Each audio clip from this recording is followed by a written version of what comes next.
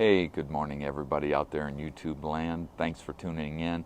This morning I'm breaking off the fence job and I'm going to do a bunch of parts replacement for the rear brakes on my granddaughter's Ford car. Now it's been a long time since I've worked on any Ford products, but it's going to be a learning process for me, but I am definitely going to point out any highlights as far as anything that's out of the ordinary. Probably not anything great, but I'll just kind of go over everything real quickly so that you have an idea, if you're going to do it yourself, how it's done. All right, thanks for tuning in. Now I currently don't know what tools it's going to take for this, but as I get the first side done, whichever side we choose to do first, I will lay out the tools and go over the sizes, so that you make sure you have everything before you get started. Okay, the car has arrived. It's a 2009 Ford Fusion, and it's going to be the rear brakes that we're going to attack. And this is for my granddaughter Monica, and you may remember that name, Monica Grace, from the reflections video that I posted with the nature pictures. But that is the one who wrote that and narrated it, and we're gonna get on this brake job and knock it out. Okay, I busted out the tool, lug wrench tool, from the trunk just so Monica knew how to attack this if she was out in the middle of the night or whenever and had a flat tire. And I had her just loosen each one of the lug nuts with this tool. We'll do the rest with the impact wrench just so it goes quicker.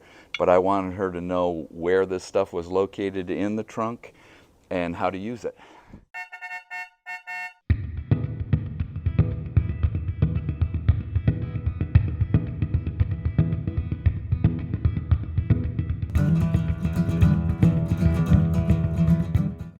All right, you can see by her discs that the performance wasn't very well at all. I mean, there's just this little bit of area that's rubbing on it. I haven't seen the shape of the pads. The backing plate's a little on the rusty side here in Northeast Ohio. That's just the way it works. And we'll clean it off, get rid of the loose rust on it.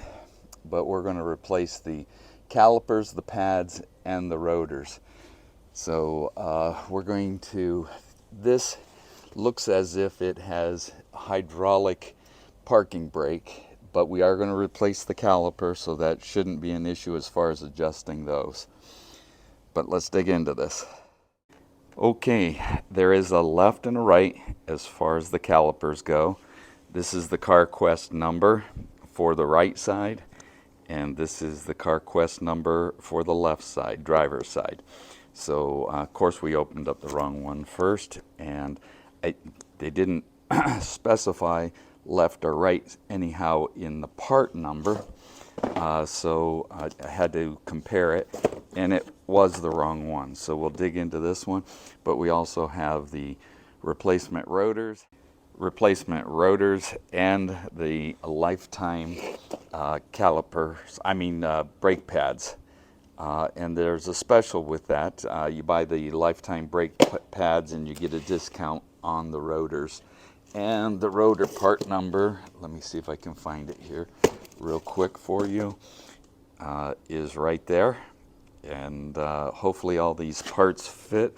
And I'm pretty sure that they're going to be the same on the left and the right. Yes, they are. Okay. We'll dig into this a little farther. All right, we are going to replace the whole caliper assembly, and those mounting bolts, there's one right there, and then there's one buried. Let me crawl under here so you can see it, way up in there. And there is a hole through that swing arm assembly that hopefully we're going to be able to get in and on that bolt with a 6-point, because it is rust covered. And what else did I see up here? No, I said the parking brake could be hydraulic. It's not. This is a cable end right here, and it's got a sleeve over top of it, and it is functioning, so I'm going to make sure that I get that reinstalled properly, but we'll get this thing apart.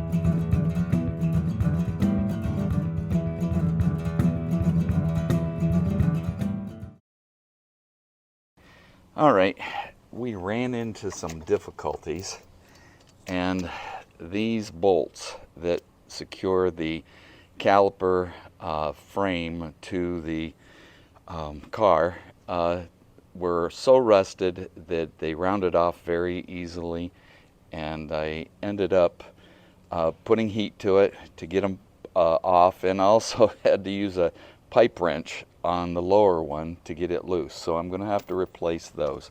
But another thing I should have done is there's this bolt right here that holds on the bracket that holds the cable. I should have loosened that up before I took it off its mounts.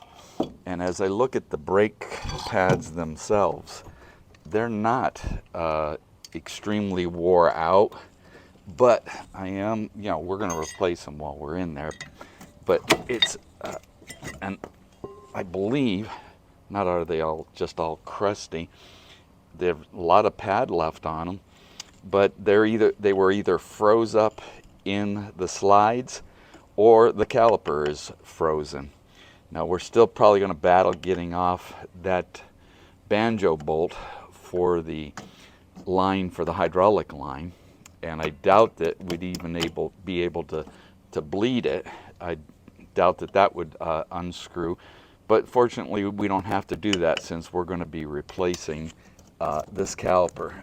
Amazingly, I see a little bit of movement in the slides.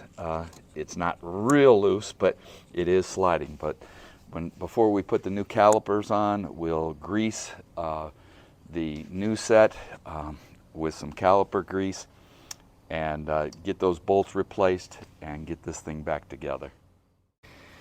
All right, there are two little clips that have to go in to the calipers that help hold the brake pads in place. And the way the old ones were in, I'm just going to replace them the same way. You slide them in so that this tapered part is towards the outside, away from the rotor, but it slides in and looks like it just snaps into place. Hold that camera for me, Monica. And it's starting to rain on us.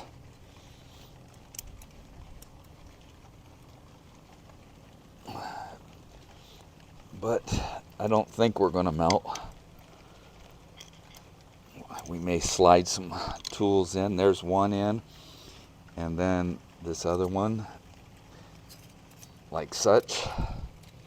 We'll snap that one into place. And in the meantime, we're going to just pick up our tools just so we don't get drenched.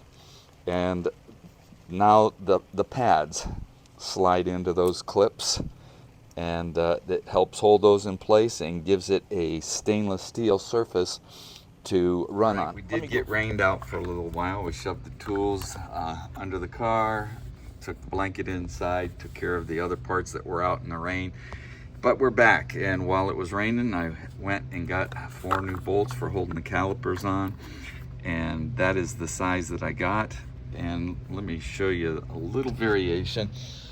The length is approximately, I'd say 1/8 of an inch shorter, but the only other size they had was 1/8 of an inch longer, and I tried it into the caliper mounting holes, and if I would have got the longer ones, it would have bottomed out and it wouldn't have tightened up. So that was my choice.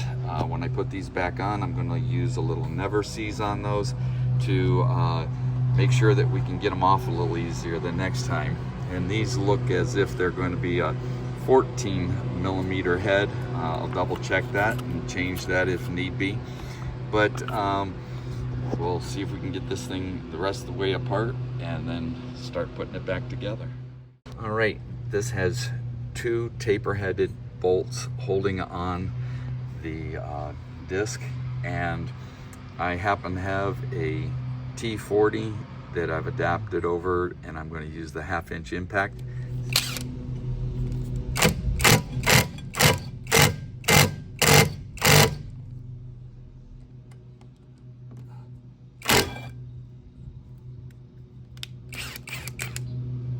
Somebody used copper never seize on that one the last time. I'm going to take, since that one didn't come right out, I'm going to take and shock it with a punch and a hammer. A couple swift hits.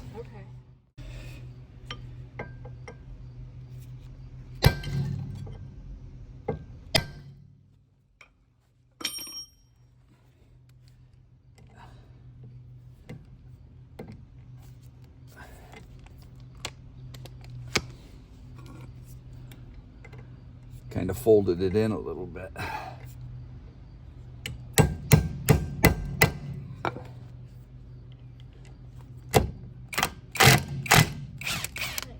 All right.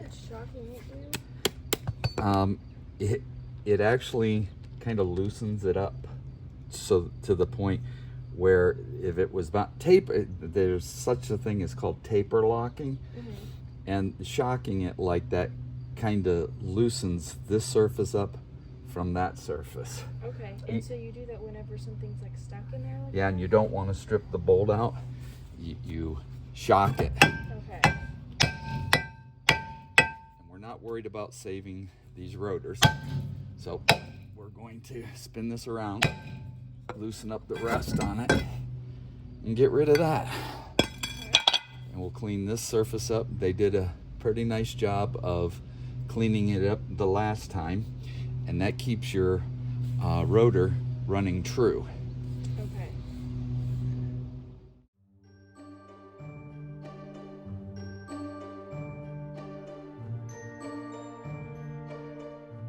All right, I used a 12mm, and I shocked that again to try to loosen that up beforehand. But the banjo bolt that came with the CarQuest parts has a different size. It has an 11mm. So I grabbed a socket so that when I go to put on this new caliper, that I will have the tools ready to secure that line back to this caliper as quickly as possible, so I don't lose the brake fluid that's in the system, or as much as as little as possible, I should say. All right, I've pulled the caliper apart just by taking and yanking this till these rubber boots came off the other side. And I always have some caliper grease around in order that to make sure that there is grease on these pins. Now you want to make sure that you don't put any grease on the ends of the pin, because then it doesn't have any place for this piston. It gets it trapped back on the back side of your caliper bracket, and then it can't go in all the way. But there's little flats along the side that if you get the caliper grease on those, it'll hang around and keep these things from seizing up. So do the shafts themselves, get them in, and then these boots, if you just kind of push on them and twist them, they go right back on to the little holders on those brackets, and it'll stay sealed, hopefully, and go back and forth like it's supposed to. and we'll take a little bit of caliper grease. On the back of these, you can see how rusty they were, and they start to deteriorate. If you take just a little bit of that caliper grease, not a lot, and get it on there and make just a thin layer of that. And one of the other reasons I wear rubber gloves is just to spread that out a little bit and cover that up. It seems to work well, at least here in the Northeast Ohio in the Salt Belt. So I don't know if that's factory recommended.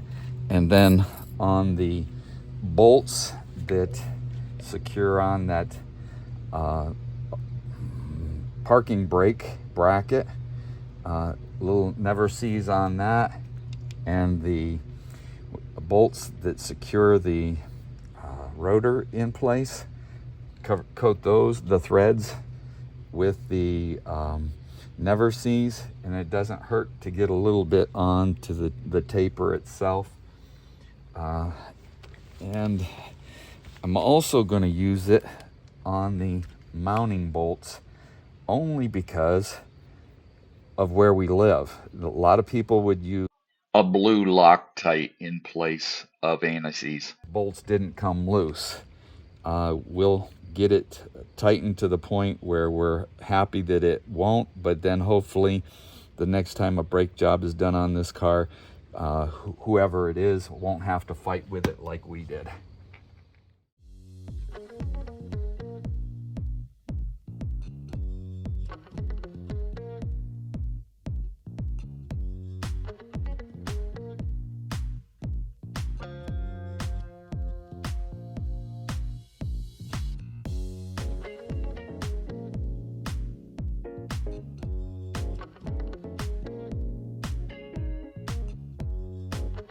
Okay, you want to make sure that you take the time to use brake clean and clean off the inner surface where this meets up against your axle. Clean off the surfaces where your brake pads are going to set, front and back, and that will definitely help in your overall performance of putting on these new brakes. All right, that backing plate is in pretty bad shape. We broke off the loose pieces, and we're gonna have to replace that another day.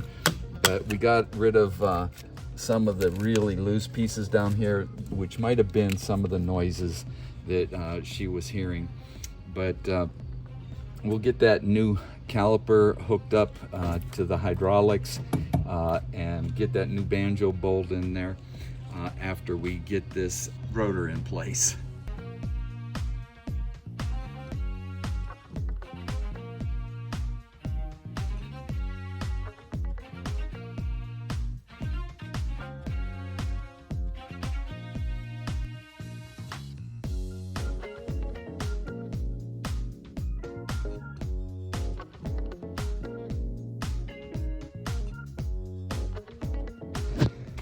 Okay, the main part of this is done. We're going to have to get the tire back on it, but we are going to go over to the other side and do the same thing, and then going to go ahead and bleed the brakes. There's the bleeder on this side, and they provide that nice cap with it. The emergency parking brake is hooked back up to it, and I'm sure that there's a process for adjusting that parking brake, but we're gonna have to go to another YouTube channel to check that out. But we've got new pads in it. We've got everything lubricated. Got the disc cleaned up, ready to go, and tightened back on with those 2 Torx tapered screws. But we'll switch to the other side, and then we'll come up with a conclusion for this video. All right, this side took us about 2.5 hours with those stubborn bolts, the rain delay, running in town and getting that. And we're gonna do the other side and see if this goes any better, but we'll give you we're gonna do the passenger side, but we'll give you a time frame that it took us to do the other side once we had the experience of getting this side done. All right, here's basically what I used to get that side apart. This is metric. The bolts that I went and got replaced were metric, and I ended up using a 15mm deep well on that, and along with a 15mm end wrench at times. But we had the parts. We've got the caliper, the rotor, the brake pads, the clip kit that came with the caliper, and in that kit is the banjo bolt and the new washers, which are nice, and the stainless steel clips that hold in the brakes. But also had DOT brake fluid that we're gonna use. We haven't used it yet, but we will. We have the caliper grease and the Never Sees anti-seize. Used two different impacts, both 1/2 inch, but one is a little smaller than the other. A pry bar, a 1/2 inch ratchet with a 6-inch extension, 3/8 ratchet with 11mm, and that was for the new banjo bolt that came with the caliper, a screwdriver, a 12 and a 13mm impact sockets. Use the heavy-duty punch to shock those tapered bolts that hold on the discs, the hammer to hit it with, clean up with the wire brush for getting the rotor back onto it so it would run smooth. It got brake clean over there. Monica's going to clean up that new rotor, get all the oils off of it. But that is pretty much what it took to complete this job, and time and patience. All right, we've got this side done. It took us about an hour. It wasn't as hard as the other side. Plus we had all the tools out, and we're at the point where Monica is getting the hood up, and we're gonna put some brake fluid into the reservoir. I happen to have a fluid extractor, a recovery system that I bought at Harbor Freight. And we're gonna start with the passenger side, and we're gonna make sure there's a vacuum on it before we open the bleeder. And Monica's gonna go on the inside and get this thing pumped up.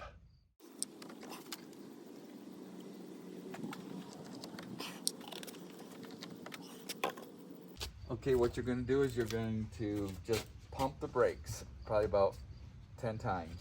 All right, hold down on it.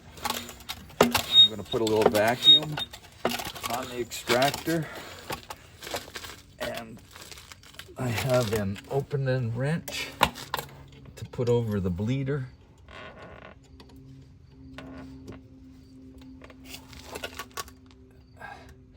Tell me if the pedal goes down. Keep it down. All right, pump it again. Do it about 4 or 5 times and hold it. All right, hold it down.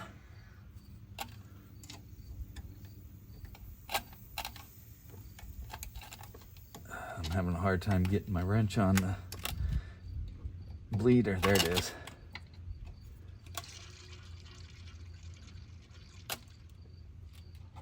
Keep it down.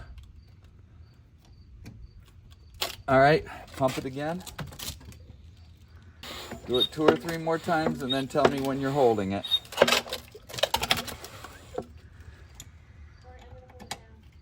Okay. I'm still getting air out of it.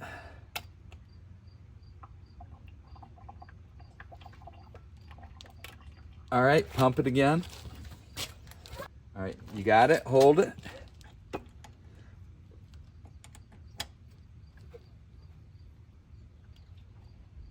Getting a lot more fluid, but still getting air.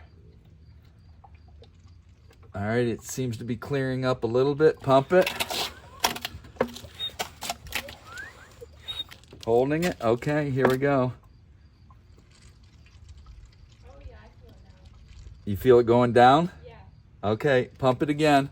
We'll do it one more time. We'll go to the other side, see how it feels on the other side.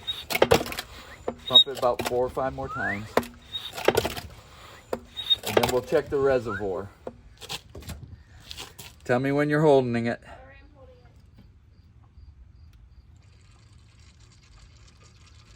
it. All right, that's looking really good. All right, you can let off on it now.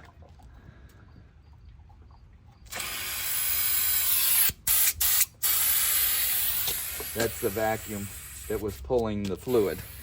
We'll get that lid back on it. All right, you can pump it up some more. We'll go to the other side. But before we go any farther, we're gonna check the reservoir because we don't want to run out and push more air into the system.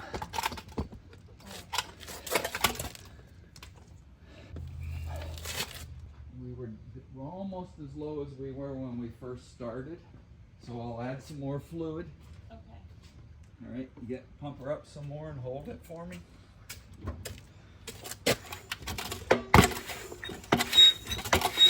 Put some vacuum on it. All right, you hold it.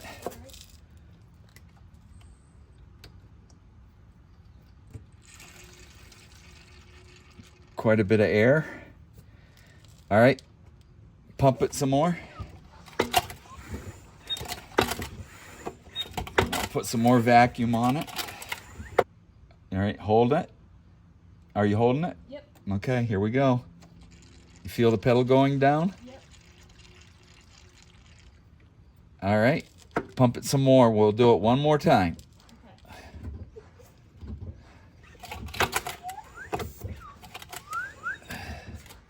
Alright, I'm holding it. All right, here we go.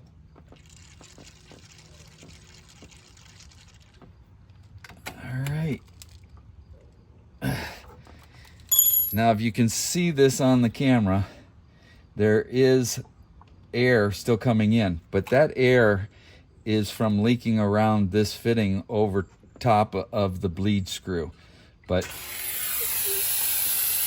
we'll get this cover back on here. And do you feel like you have a nice, strong, full pedal there, Monica?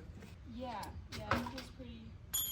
All right, we'll get the wheels and tires back on it, and we'll take it for a test drive, get it off the jacks. We topped off the reservoir level, got it up to max after we're done bleeding. Gonna put the hood down. We got it up off the jack stands and the jack, and she's got a nice full pedal.